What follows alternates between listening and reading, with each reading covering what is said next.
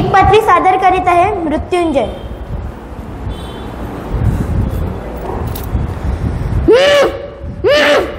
अरे हात कसला कुर्निसात!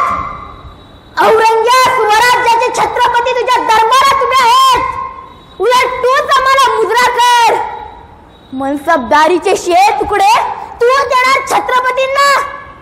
अरे विसरतोस तू तुझ्या भर दरबारात तुझी खिल्लत उधळून लावणाऱ्या छत्रपती शिवाजी महाराजांचे पुत्र आहोत आम्ही. आणि देणारा तू कोण रे? हे सगळं आमचंच आहे. आणि मुळात तुला बादशाह समजतच नाही आम्ही. ही सल्तनत तुझी नाहीच. तुझं असं काहीच नाही. ही हिंद भूमी तुझी नाहीच. ती तर प्रभू श्री रामचंद्रांच्या एक वचनानं परिपूर्ण झालेली आहे. भगवान श्री कृष्णांच्या मोरपिसानं रंगलेली आहे. गंगामाईच्या पाण्यानं पवित्र झालेली आहे. शिवशंकरांच्या डमरूनं ती रोमांचित झालेली आहे. हिमालयानं तिला शुभ्र धवल बनवले. लक्ष्मीनं तिला लावण्य दिले. उमा पार्वतीनं तिला जगदंब स्वरूप दिले.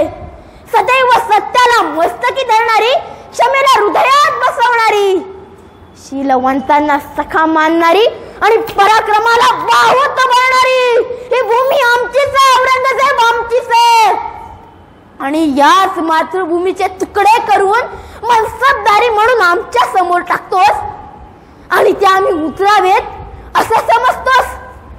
पण लक्षात ठेव हे शिवकल्याण हात आहेत.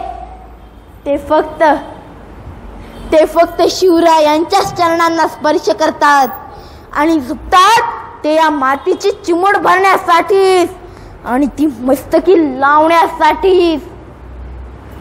गाफर ना मुकर्रम खान, छत्रपती संभाजी महाराज मान. आणि तुम्ही काय मारणार छत्रपतींना? छत्रपती कधीच मरत नसतात, कारण ते माणूस नाहीच. ते एक विचार आहे. ते विचार आणि ते विचार या स्वराज्याच्या कणाकणात भरून उरलेत. ते चिरंजीव आहेत. अरे तू लाख स्वतःला आलमगीर बादशाह म्हणून घेशील, पण तुला साधा माणूस म्हणायला कोणी तयार नाही.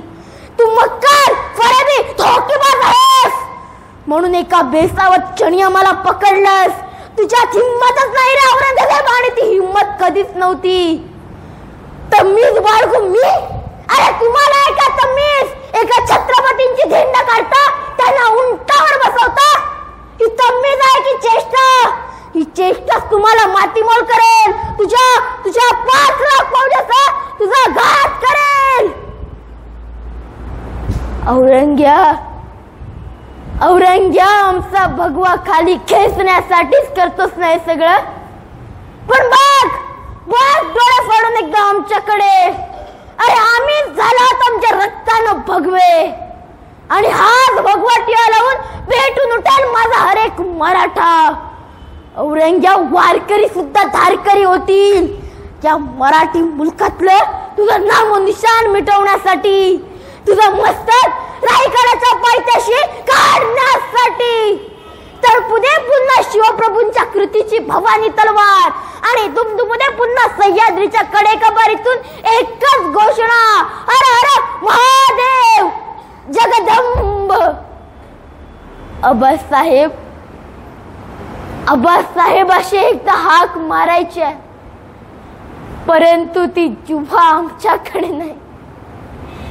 एकदा डोळे भरून स्वराज्य पाहावेसे वाटते, परंतु ते डोळेही नाहीत. शेवटचा मुजरा करायचा, परंतु ते हातही नाहीत. आबासाहेब जगावं ते स्वराज्य राखण्यासाठीच हे तुम्ही शिकवलेत. स्वराज्यासाठी, स्वधर्मासाठी मरणही पत्करायला लागलं तर त्यासाठी हसत सामोरे जावे. हे शिवपुत्र संभाजी शिकवेल. जगदंब जगदंब जगदंब.